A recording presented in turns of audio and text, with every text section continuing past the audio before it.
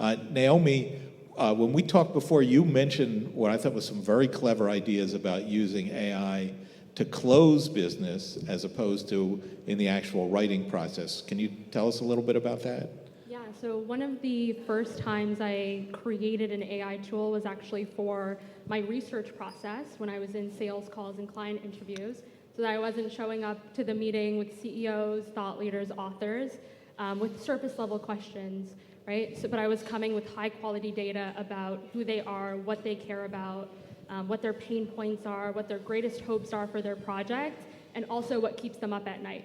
And so I created a tool using a platform called Mind Studio. So I built an AI agent that would basically sift through hours of podcast interviews, public talks that this individual has done, so that it could pull up the most high quality data for me to leverage when I was in an interview or a sales call with them.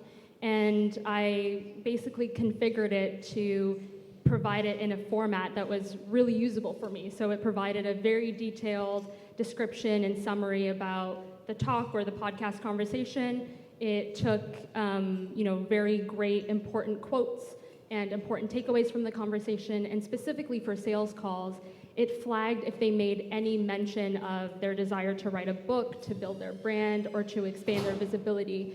And so the great thing is you can tailor it to whatever your needs are and whatever services that you specifically offer. So when you're in that first call, you're not starting from scratch. There's a lot of context there for you to pull on. That's a great tip. I think it's cheating, but it's really good cheating. So. It's all public data, though. Because, there's nothing like that moment when you're talking to a client and they're like, wait, you didn't know this about me? Oh, forget it, I'm not going to work with you. And that's a good way to make sure that doesn't happen.